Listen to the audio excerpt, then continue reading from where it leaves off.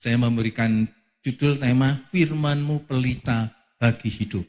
Firman-Mu pelita bagi hidup.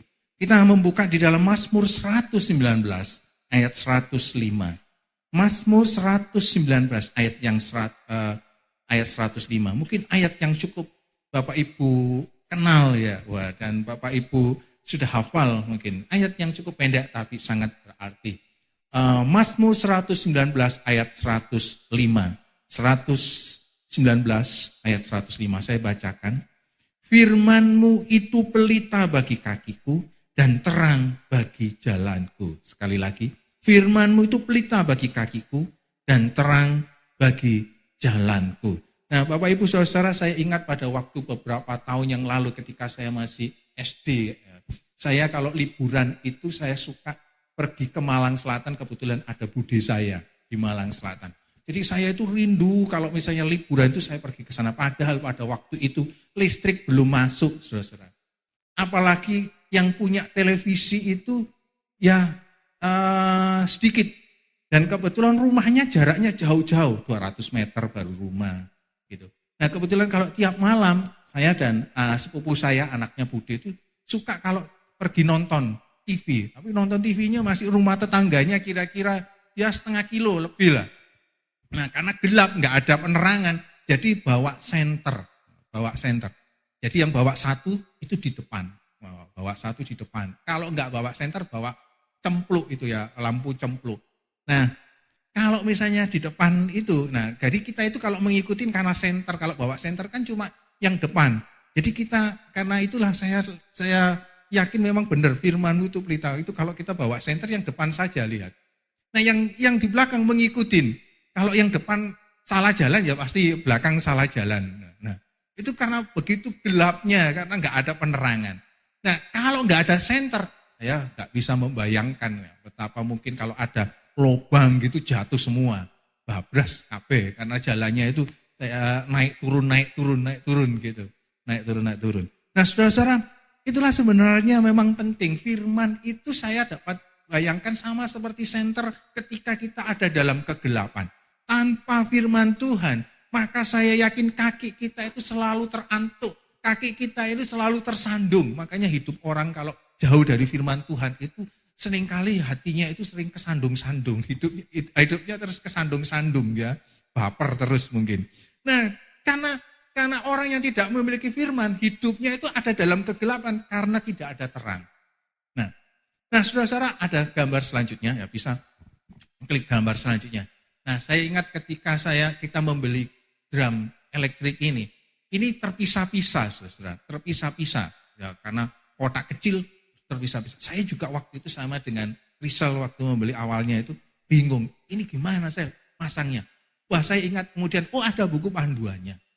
Jadi ketika ada buku panduannya, baru bisa. Nggak tahu kalau yang biasa main drum pasti. Karena waktu itu yang dikirimnya di rumah sana, jadi kami harus belajar merakitnya. Tapi puji Tuhan ada buku panduannya. Nah saudara, Alkitab atau firman Tuhan itu adalah buku panduan. Kalau kita punya Alkitab dan kita membacanya, Alkitab atau firman Tuhan itu buku panduan yang dapat merakit hidup kita. Supaya hidup kita ini menjadi lebih baik dan berguna. Kalau seandainya tadi drumnya itu yang terpisah-pisah, nggak dapat dirakit, ya dia namanya masih drum elektrik, tapi nggak bisa berguna, nggak bisa dipakai, nggak bisa untuk mengiringi pujian sehingga kita bisa merasakan hadirat Tuhan, nggak berguna. Hidup kita kalau tidak dirakit oleh firman Tuhan, maka hidup kita tidak menjadi lebih baik dan hidup kita tidak menjadi berguna. Hidup kita tidak menjadi berkat bagi yang lain. Kalau kita ingin hidup kita itu menjadi lebih baik dan berguna, berdampak menjadi berkat, maka kita perlu berkata kepada firman Tuhan, Tuhan, firman-Mu kiranya merakit hidupku, supaya hidupku menjadi lebih baik dan berguna. Nah, ada kisah-kisah orang-orang yang hidupnya pada awalnya itu, gak karu-karuan, gak punya tujuan hidup. Dan hidupnya itu seperti hancur, dia tidak menjalani hidup dengan apa adanya. Tapi puji Tuhan ketika dia mendengar firman Tuhan itu mengubah dan merakit hidupnya. Dan pada akhirnya hidupnya itu bisa mengubah orang lain, bahkan mengubah dunia.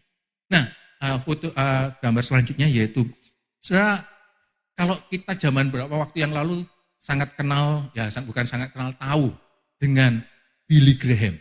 Ya, Billy Graham, ini Billy Graham. Ya, hidup Billy Graham itu awalnya itu dia seorang remaja yang gak memiliki tujuan hidup. Hidupnya juga gak karu-karuan. Tapi satu malam tahun 1936, atau apa ada yang sudah lahir. Ya. Nah 1936 saya bacakan. Malam yang penuh kenangan pada tahun 1936. Saat itu Billy Graham sedang mengikuti satu ibadah KKR. Berapa waktu itu dia ketika diajak dia nggak mau. Tapi malam itu ketika dia hadir dan dia dengarkan firman Tuhan. Firman Tuhan itu merakit hidupnya. Firman Tuhan itu mengubah hidupnya. Sehingga kemudian Billy Graham berkata, hal itu seperti tinggal di luar pada hari yang gelap. Dan sinar matahari menembus melalui lapisan awan. Segalanya tampak berbeda. Untuk pertama kalinya, saya merasakan sukacita dilahirkan kembali. Firman Tuhan mengubah hidup Billy Graham. Firman Tuhan merakit kembali hidup Billy Graham. Sehingga dia memiliki tujuan hidupnya. Dan dia berkata, Tuhan, aku sudah dilahirkan kembali. Hidupku aku serahkan kepadamu. Dan kiranya hidupku menjadi berguna. Dan akhirnya dia benar-benar berguna bagi dunia ini. Tidak dapat dipungkirin jutaan jiwa bertobat di dalam pelayanannya Billy Graham. Billy Graham juga melahirkan hamba-hamba Tuhan. Melahirkan tokoh-tokoh dunia, pemimpin-pemimpin pemerintahan. Dari doa-doanya melahirkan juga yayasan badan-badan misi yang lain. Gereja-gereja diberkati. Karena apa? Firman Tuhan sudah merakit hidupnya. Sehingga kemudian dia menjadi lebih baik dan berguna. Nah tokoh selanjutnya John Sung atau John Sang. Ya, yang dikenal sebagai Sang Obor Asia. John Sung ini bertobat satu ketika dia mendengar firman Tuhan. Dan satu ketika dia membaca kitab Injil Lukas, saya akan bacakan ini. Ia membaca kisah tentang salib dalam Injil Lukas. Dan ketika ia membaca kisah itu, ya, kisah itu begitu hidup. Ia merasa seakan ada di bawah salib itu. Dan percaya dosa-dosanya disucikan oleh darah yang mahal itu. Ia terus menangis dan berdoa sampai tengah malam. Kemudian ia seolah-olah mendengar suara, nak, dosa-dosamu telah diampuni. Dan semua beban dosanya nampak jatuh dari pundaknya pada waktu itu. Ia melompat sambil berseru, haleluya. Akhirnya hidupnya benar-benar lebih baik. Dan kemudian berguna. Dia kemudian melahirkan kebangunan rohani di negeri Cina. Bukan hanya di negeri Cina, di Asia Tenggara. Dia pernah juga, ada kisahnya, pernah ke Indonesia. Karena di Singapura dan di Malaysia. Dari pelayanan itu menghasilkan banyak jiwa-jiwa. John Sung menjadi obor bagi Asia. Melalui ketika dia mendengarkan, dia membaca kitab Injil Lukas. Dan pada waktu dia mendengar membaca tentang salib Tuhan. Salib Tuhan telah mengubah hidupnya. Hidupnya menjadi berguna. Makanya dia dikenal sebagai obor Asia. Saudara. Nah, selain itu ada tokoh yang saudara mungkin pernah sering dengar lagunya. Lagunya itu adalah Amazing Grace. Itu kalau dalam bahasa Indonesia, sangat besar anugerahmu yang beri aku selamat. Suara saya agak kurang-kurang ya. Amazing Grace. Nah lagu itu ternyata dikarang oleh John Newton. John Newton ini seorang nakoda perahu, tapi dia juga dalam bisnis perbudakan pada waktu itu. Dia jual beli budak, ya kadang-kadang juga melakukan hal yang tidak baik seperti begitu. Satu ketika dia mendengarkan firman Tuhan mengubah hidupnya. Dia yang menjadi nakoda kapal dan bisnis perbudakan, dia tinggalkan itu. Dan kemudian dia melayani jiwa-jiwa yang ada dalam perbudakan itu. Nah, ketika dia mendengar firman Tuhan, apa yang dia katakan? Dia katakan gini, bahwa saya adalah pendosa besar. Dan bahwa Kristus adalah juru selamat yang agung. Dan kemudian dia mengarang pujian Amazing Grace. Yang hari ini pun masih menjadi berkat bagi banyak orang. Nah, dari kisah-kisah seperti itu, saudara, apakah kita pernah apakah kita waktu kita dengarkan Alkitab, dengarkan firman Tuhan, apakah kita merasakan jamahan? Ya, bisa klik selanjutnya. Kapan kita merasakan jamahan dari firman Tuhan? Pernahkah kita merasakan waktu kita membaca firman Tuhan, kayak firman Tuhan itu, waduh, hidup dan menjamah hidup kita. Kalau kita belajar tentang kitab Wahyu, ada dalam tulisan itu 7 jemaat di Asia, di Asia kecil. Nah, salah satunya itu ketika dituliskan, hei, kamu kenapa kok suam-suam kuku? Kamu tidak panas, tidak dingin. Nah, orang yang suam-suam kuku tidak panas, tidak dingin, itu dilepeh. Itu dapat dikatakan juga tidak disukai oleh Tuhan. Makanya orang yang suam-suam kuku itu sama saja dengan orang yang tidak percaya kepada Tuhan.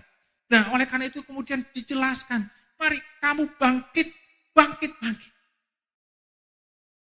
Dan oleh karena itulah pada saat ini mari kita introspeksi diri kita sendiri. Kapan kita merasakan jamahan dari firman Tuhan? Apakah kita masih kita mengingat mungkin 10 tahun, 20 tahun yang lalu. Tapi itu tidak cukup. Harusnya kita setiap kali, harusnya kita setiap waktu, ataupun mungkin berapa waktu, harusnya kita harus sering ketika kita baca firman Tuhan itu harus kita rasakan jamahan. Apakah kita pada waktu datang ke gereja, apakah kita sudah persiapkan hati kita, hidup kita? Tuhan, apapun yang terjadi Tuhan, aku waktu mendengarkan firman Tuhan, aku yakin firman-Mu itu menjadi pelita Tuhan. Firman-Mu itu menjadi terang. Dan apakah kita siapkan hati kita? Kita gemburkan hati kita pada waktu kita perjalanan ke gereja. Dan kita katakan apapun firman-Mu Tuhan. Kiranya firman-Mu itu menjamah hidup. Penting, saudara. Pertanyaan selanjutnya. Apakah pernah firman Tuhan menyentuh hati dan pikiran kita? Apakah pernah waktu kita membaca firman Tuhan, kita seperti kita, waduh, kayak diobok-obok, kayak gimana gitu ya gitu. Seperti kemudian firman itu hidup dan kemudian menggerakkan dan kita melakukan sesuatu. Ataukah firman Tuhan itu waktu kita baca biasa-biasa saja.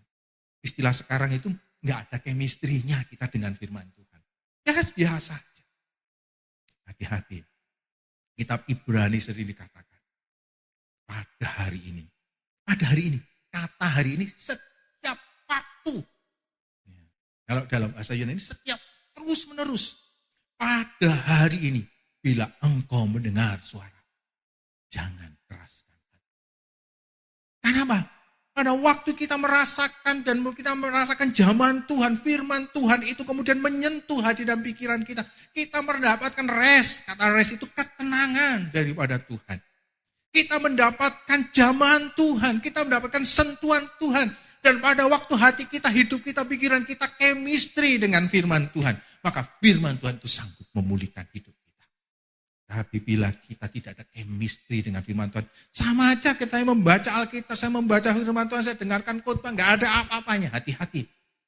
Itu jangan-jangan hati kita itu sudah keras. Dan ketika hati kita sudah keras, kita tidak bisa mendengarkan kapan suara Tuhan berbicara kepada kita. Selanjutnya, slide selanjutnya. Firman Tuhan yang tertulis ketika menjadi rema dapat menjamah hati kita atau hati Anda. Nah, ada satu peristiwa di dalam kehidupan orang Israel, yaitu pada waktu orang Israel keluar dari pembuangan ya, di Babel. Kita beberapa kali berkhotbah tentang itu. Nah, pada waktu itu Tuhan sudah katakan, kamu harus kembali ke tanah airmu. Dan hal yang pertama yang kamu harus lakukan, bangun bait Allah. Sebenarnya itulah harusnya menjadi tujuan pertama, prioritas hidup kita. Pertama, bangunlah bait Allah. Bangunlah hubungan dengan Tuhan. Bangunlah, ya saudara harus punya chemistry dengan Tuhan. Prioritas kita, bangunlah bait Tuhan. Bangunlah hubungan dengan Tuhan. Kata bangunlah bait Allah itu bisa berbicara kalau zaman orang Israel ya bangun bait Allah dalam bentuk fisik. Karena kehadiran orang Allah itu digambarkan dengan adanya bait Allah. Nah sebenarnya saya tadi katakan, sebenarnya bangunan fisik gereja kan orang katakan nggak penting gedungnya, tapi sangat penting. Karena bagaimana kita bisa mengasihi Tuhan yang tidak kelihatan dengan cara yang fisik itu adalah memelihara gerejanya, gedungnya. Mau kita mengkuduskan, merawat gedungnya. Karena itulah gambaran kita untuk mengasihi Allah yang tidak kelihatan.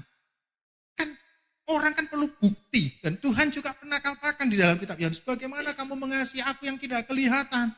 Yang kelihatan aja kamu tidak kasih. Saudaramu yang kelihatan aja tidak kamu kasihi. Bait Allahku aja kamu jadikan sarang penyamun. Nah, di sini sebenarnya saudara-saudara, Alkitab sendiri kalau saya membaca nanti kita akan pelajari.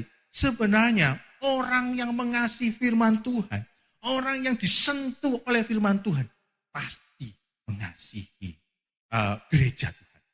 Pasti mengasihi pekerjaan Tuhan. Pasti dia menghormati hamba Tuhan. Dan pasti dia adalah orang yang murah hati dan setia. Kenapa? Karena justru firman Tuhan itulah yang kemudian bagaimana kalau kita mengasihi firman Tuhan itu mengajar kita untuk mengasihi Tuhan. Dan ketika kita mengasihi Tuhan yang tidak kelihatan, maka kita mengasihi pekerjaan Tuhan yang kelihatan. Kita mengasihi hambanya yang kelihatan. Kita mengasihi sesamanya yang kelihatan. Kita mengasihi jemaat Tuhan yang kelihatan. Kita juga mengasihi apa yang kelihatan, pekerjaan-pekerjaan yang lain yang Tuhan percayakan yang kelihatan. Karena itulah gambaran dari kita mengasihi firman Tuhan. Mari kita buka di dalam Nehemia pasal 8 ayat 1 sampai 9. Itu menceritakan bagaimana kebangunan rohani terjadi ketika firman Tuhan dibacakan. Nehemia pasal 8 ayat 1 sampai ayat yang ke-9. Nehemia pasal 8 ayat 1 sampai ayat yang ke-9 saya akan bacakan. Nehemia pasal 8 ayat 1 sampai 9. Pembacaan kitab hukum hari raya Pondok Daud. Judul perikopnya. Ketika tiba bulan yang ke-7, sedang orang Israel telah menetap di kota-kotanya, maka serentak berkumpullah seluruh rakyat di halaman depan pintu gerbang air. Mereka meminta kepada Esra ahli kitab itu, supaya ia membawa kitab Taurat Musa, yaitu kitab hukum yang diberikan Tuhan kepada Israel.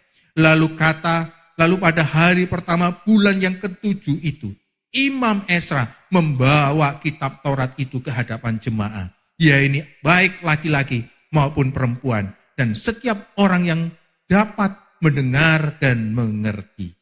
Ia membacakan beberapa bagian daripada kitab itu di halaman depan pintu gerbang air dari pagi sampai tengah hari, di hadapan laki-laki dan perempuan, dan semua orang yang dapat mengerti. Dengan penuh perhatian, seluruh umat mendengarkan pembacaan kitab Taurat itu. Esra, ahli kitab itu, berdiri di atas mimbar kayu yang dibuat untuk peristiwa itu.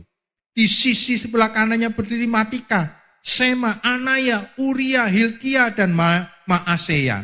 Sedang di sebelah kiri berdiri Pedaya, Misael, Malkia, Hasum, Hasbadana, Zakaria, dan Mesulam. Esra membuka kitab itu di depan mata seluruh umat, karena ia berdiri lebih tinggi dari semua orang itu. Pada waktu ia membuka kitab itu, semua orang bangkit berdiri. Lalu Esra memuji Tuhan, Allah yang maha besar, dan semua orang yang menyambut dengan amin, amin. Sambil mengangkat tangannya, kemudian mereka berlutut dan sujud menyembah kepada Tuhan dengan muka sampai ke tanah. Juga Yesua, Bani, Serebia, Yamin, Akut, Sebetai, Hodia, Maaseya, Kelika, Asaria, Yosabat, Hanan, Pelaya yang adalah orang-orang Lewi mengajarkan Taurat itu kepada orang-orang itu, sementara orang-orang itu berdiri di tempatnya. Bagian-bagian dari kitab itu, yakni Taurat Allah, dibacakan dengan jelas dan diberi keterangan-keterangan sehingga pembacaan dimengerti. Dan peristiwa selanjutnya, banyak orang Israel yang menangis dan kemudian disentuh oleh kebenaran firman Tuhan. Saudara-saudara, hanya firman Tuhan yang dibacakan itu sanggup memberikan kebangunan rohani. Nah, oleh karena itulah makanya di dalam kitab tadi Mazmur 119 ayat 105, dikatakan firman Tuhan itu pelita bagi kakiku dan terang bagi jalan. Karena apa? Karena pemulihan rohani itu hanya bisa terjadi melalui firman Tuhan. Kalau kita rindu hidup kita dipulihkan, kalau kita rindu hidup kita mengalami satu kebangunan rohani, saudara, maka kita perlu benar-benar membaca firman Tuhan. Kalau kita rindu iman kita semakin timbul, semakin muncul, semakin bertumbuh, maka firman itu yang harus kita dengar. Firman itu yang kemudian akan memberikan pelita di dalam kehidupan kita. Firman itu menjadi terang di dalam kehidupan kita. Orang kalau misalnya hidupnya di dalam terang, ya itu kesandung-sandung. Hanya kesandung sana, kesandung sini, sakit sana, sakit sini. Ya karena hidup dalam kegelapan, nabrak sana, nabrak sini. Orang kalau gelap kan semuanya gelap kan kayak gitu kan. Nabrak sana, nabrak sini. Nggak punya pandangan yang jelas. Tetapi firman itu akan memberikan terang, akan memberikan pencerahan, akan memberikan hikmat, akan memberikan tuntunan, dan selalu memberikan pengharapan kepada setiap kita. Amin. Nah, bacalah firman Tuhan. Baca terus firman Tuhan. Karena hanya firman Tuhan yang bisa kemudian memulihkan hidup kita. Sehancur-hancurnya hidup kita. Mungkin frustasinya hidup kita, saudara-saudara. Ketika firman Tuhan itu kita dengar, maka firman itu akan merakit hidup kita. Sama dengan kehidupan Billy Graham pada awalnya. Dia bisa kemudian dipulihkan dan akhirnya bisa menjadi berkat bagi banyak orang. Ketika dia mendengarkan firman Tuhan. Nah, selanjutnya firman itu adalah pelita hidup kita. Kenapa? Hanya firman Tuhan yang menghasilkan generasi terang. Makanya orang Yahudi, orang Israel itu, setiap anak-anaknya itu selalu kamu harus hafalkan kitab Taurat. Bahkan sebelum makan, ayo hafalkan. Sebelum mereka melakukan apapun, hafalkan. Bahkan di dalam kitab Keluaran itu katakan ayat itu ditaruh, dibalok-balok, ditaruh dimanapun. Mungkin di rumah saudara daripada gambar-gambar poster yang lain, kasih aja ayat-ayat. Jadi saudara waktu kita mau keluar gitu kan sudah baca ayat, oh puji Tuhan. Keluar kan sudah baca satu ayat, tidak atau berapa ayat gitu ya. Di pintu gerbang mungkin, pintu masuk, pintu garasi, di mobil juga, mungkin di kaca yang depannya yang gitu, kasih gitu. Kalau bisa spionnya, jangan sampai penuh, nanti spionnya nggak bisa lihat gitu ya. Di situ memang itu yang diajarkan orang Israel. Makanya kemudian anak-anaknya menjadi orang-orang pilihan, menjadi orang-orang yang hebat di dunia ini. Siapa yang nggak tahu hampir semua orang-orang hebat itu adalah orang-orang dari Israel, orang Yahudi. Penemu-penemu hebat itu mereka. Karena ternyata firman Tuhan itu menjadikan generasi terang. Firman Tuhan itu menjadikan juga anak-anak kita, keturunan kita menjadi keturunan ilahi, saudara-saudara. Ajar itu. Supaya anak kita menjadi generasi terang. Dia ajar untuk dengarkan firman Tuhan. Kalau bisa mungkin setiap pagi daripada berita, televisi, saudara-saudara. Dengarkan aja masuk tip atau lagu CD. Ayat-ayat firman Tuhan kan ada sekarang itu seperti itu. Mungkin sambil lalu, tapi ingatlah di dalam kitab Yesaya itu katakan. Firman yang keluar tidak akan kembali dengan sia-sia. Dia seperti air hujan. Mungkin saat itu kita hanya dengar saja, kayaknya mungkin nggak nyantol. Tapi firman itu kuasa, penuh kuasa. Satu ketika yang kita hanya mungkin dengar sambil lalu, yang kita mungkin hanya lihat sambil lalu. Roh Kudus, kita punya Roh Kudus. Roh Kudus itu mengingatkan, Roh Kudus itu menghidupkan yang kita dengar sekilas itu. Waktu saya baca pertobatannya Billy Graham. Billy Graham itu adalah waktu dia hanya kemungkinan ada satu ketika dia berjalan lewat di depan gedung gereja. Dan dia dengar ayatnya itu kayaknya tidak menyentuh. Hai engkau burung udaan, itu dalam terjemahan lain. Mengapa engkau mungkin hanya berkeliling-keliling aja. Tapi ayatnya kayaknya nggak nyantol seperti begitu. Tapi Roh Kudus kemudian menghidupkan ayat itu. Mengubah seorang Billy Graham. Dengan ayat yang kayaknya nggak nyambung seperti begitu. Roh Kudus bisa menyambung-nyambung, Roh Kudus bisa merakit-rakit, saudara. Dan pasti kehidupan kita menjadi lebih berguna lagi. Karena itulah, kalau kita ingin melahirkan generasi terang, ajarlah dengan firman Tuhan. Orang Israel sudah membuktikannya. Walaupun mereka kitab Taurat, tapi kita punya juga kitab lebih dari Taurat. Ada 66 kitab, saudara-saudara. Luar biasa. Pasti harusnya melahirkan generasi emas. Generasi terang. Didik, ajarlah mereka. Nah, saya seperti katakan tadi, sudah baca. Bahkan kalau orang ada satu keluarga yang katakan sebelum sarapan harus baca firman Tuhan. No Bible, no breakfast. Nah, seperti begitu. Tidak ada Alkitab, tidak ada baca Alkitab, tidak ada sarapan. Wah, kalau bisa seperti begitu ya. Nah, kita sarapan dulu baru baca Alkitab ya. Kalau nggak gitu kayaknya aku Pak kurang fokus Pak. Gitu. Kadang-kadang juga bila kita susah tidur gitu ya. Waktu baca Alkitab, wah Alkitab itu obat tidur yang paling manjur Pak. Sudah Pak, saya baca Alkitab itu langsung. Saya minum obat, tenang obat tidur aja nggak mampan Pak. Tapi waktu baca Alkitab belum satu pasal Pak, hilang Pak. Nah itu ya, Alkitab harusnya jadi obat kuat, bukan obat tidur. Nah, ada amin. Nah, selanjutnya saudara-saudara, firman Tuhan itu adalah pelita hidup karena menciptakan generasi yang setia. Saudara, ketika saya lihat survei atau pelajari, paling tidak waktu itu saya mempelajari di gereja kami yang di Lawang itu. Beberapa waktu tahun 90-an kami mengalami kebangunan rohani. Bagaimana tidak saudara-saudara? Saya perhatikan masih belum mulai kebaktian karena waktu itu gereja kami masih dalam bentuk rumah kecil gitu ya. Masih kebaktian hanya lagu permulaan saja. Waduh banyak jemaat-jemaat yang kemudian langsung di depan mimbar itu. Dan kemudian langsung bersujud, kemudian kayak menangis, kayak seperti hatinya itu kayak seperti disentuh oleh roh Tuhan. Dan belum firman Tuhan. Nah walaupun yang membawakan firman Tuhan, saya tahulah mungkin enggak bisa kata-kata yang hebat. Tapi hanya baca saja. Gembala sidang kami. Baca saja, hati kami rasa kayak, waduh firman yang kami baca belum dijelaskan sedemikian rupa. Waduh kami disentuh oleh firman Tuhan itu.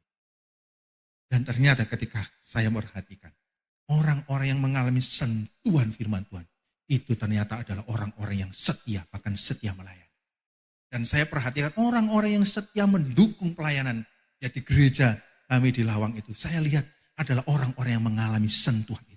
Mereka masih setia melayani, walaupun mungkin sudah masih setia melayani di kursus sekolah minggu, masih setia melayani dalam pelayanan-pelayanan, dan mereka adalah orang murah hati, setiap bulan setia memberikan kolektif dan setia mendukung gereja Tuhan. Kenapa? Karena orang-orang ini telah mengalami bagaimana firman Tuhan telah menyentuh hidupnya dan mengubah hidupnya. Menjadi keluarga-keluarga yang benar-benar keluarga-keluarga yang setia. Menjadi keluarga-keluarga yang murah hati. Dan segala sesuatu dalam hidupnya. Saya selalu menghargai kalau misalnya gembala sidang saya minta tolong dalam sibuk apapun. Selalu mereka katakan siap. Kenapa? Karena mereka mengalami sentuhan daripada firman Tuhan. Nah inilah yang kita perlu saudara-saudara. Perlu merindukan Tuhan. Apabila pada saat ini saya waktu baca firman Tuhan, waktu dengarkan firman Tuhan biasa-biasa saja. Mari kita belajar kitab Ibrani. Bila hari ini, kata hari ini berbicara tentang bukan kemarin, tapi hari ini berlangsung. Terus menerus, bila hari ini engkau mendengar suaraku, jangan keraskan hati. Nah, ada satu foto, itu adalah bisa klik. Ini gambar dari pelayanan seorang evangelis terkenal Reinhard Bonnke. Sudah dipanggil Tuhan. Nah, sebenarnya Afrika, benua hitam, itu sekitar mungkin era abad 18, 17, 18, 19, awal-awal 19. Itu sudah banyak misi-misi, badan-badan misi, yayasan-yayasan misi ingin menjangkau dan banyak hamba-hamba Tuhan ingin memenangkan benua Afrika. Tapi sangat susah walaupun ada kebangunan rohani tapi dalam bentuk kecil-kecil gitu. Nah sekitar era tahun 1960-an, awal 70-an. Nah, ada seorang hamba Tuhan yang bernama Reinhard Bonnke, orang Jerman ini. Nah kemudian akhirnya dia mendapat penglihatan itu benua hitam itu kayak dipenuhi oleh darah Yesus. Dan dia katakan saya harus melayani benua Afrika. Dalam masa mudanya dia kemudian melayani di benua Afrika itu. Dan ternyata Tuhan bekerja dengan cara yang luar biasa. Dia katakan semakin dalam pelayanan KKR itu ada ribuan bahkan ratusan ribu orang yang bertobat. Dan dia kemudian ceritakan, itu bukan karena kehebatanku, tetapi itu kehebatan firman Tuhan yang aku beritakan. Orang-orang Afrika itu bertobat, orang Afrika itu dijamah oleh Tuhan ketika firman Tuhan aku beritakan. Yang hebat bukan perkataanku, yang hebat bukan khotbahku, tetapi yang hebat itu adalah firman Tuhan. Dan di kisah itu juga gambar itu ada banyak mujizat, orang-orang sakit disembuhkan. Itu bukan karena kehebatanku, tetapi ketika firman Tuhan itu diberitakan, firman Tuhan itu menyembuhkan dan mengadakan mujizat demi mujizat. Dan ada banyak kemudian orang-orang yang kemudian diubahkan hidupnya. Dan dalam pelayanan itu akhirnya melahirkan hampir sebagian besar orang-orang Afrika. Adalah orang-orang yang percaya kepada Tuhan. Saya lupa itu ada satu negara atau Niger atau Nigeria ya. Itu sampai kemudian satu ketika ada hamba Tuhan yang melayani juga. Dan dia ceritakan, itu ada gereja yang terbesar di dunia. Panjangnya itu mungkin 3 kilometer gitu ya. Dalam bentuk untuk 3 kilometer, 3 kilometer kali 3 kilometer. Saudara bisa bayangkan. Jadi kalau orang itu rindu, kalau mau ada ibadah itu, mereka berbondong-bondong, mereka rindukan. Sebenarnya hanya kayak bangunan apa, kalau dalam bahasa sekarang itu terop ya. Terop ya, bayangkan 3 kilometer kali 3 kilometer ya, terop. Tapi saudara-saudara luar biasa. Orang itu waktu dia datang beribadah, dia sudah siapkan hatinya. Dia sudah gemburkan hatinya. Waktu pujian saja dia sudah merasakan lawatan Tuhan. Waktu hanya dengarkan firman Tuhan, gak perlu pengkhotbah yang hebat-hebat. Tetapi karena dia sudah menyadari firman Tuhan itu hebat, lebih hebat. Dan memang yang hebat itu adalah firman Tuhan. Dan ketika firman Tuhan diberitakan, mereka benar-benar merasakan lawatan Tuhan dan pemulihan Tuhan. Saudara, hari ini dua pertanyaan ini, mari kita introspeksi, kita renungkan. Kapan Anda merasakan jamahan dari firman Tuhan? Ada 10 tahun yang lalu. Hari ini, mari kita belajar kembali ke kasih mula-mula. Mari kita mulai mengasihi firman Tuhan. Mari kita mulai menghargai firman Tuhan. Mari kita mulai menjadikan firman Tuhan itu menjadi satu saya dapat katakan pelita hidup kita. Menjadi terang bagi hidup kita. Dan apakah pernah firman Tuhan itu menyentuh hati dan pikiran Anda? Bila pernah, mari kita ulangi lagi, kita rindukan lagi. Tuhan, aku rindu firman-Mu itu menyentuh hatiku. Biarlah hatiku terombang-ambing, diobok-obok oleh kebenaran firman-Mu. Biar pikiranku diobok-obok lagi. Pernahkah waktu saudara membaca firman Tuhan dan pikiran saudara sudah tidak tenang lagi sebelum saudara melakukannya? Saudara harus bersyukur. Karena apa? Hati saudara punya chemistry dengan suara Tuhan.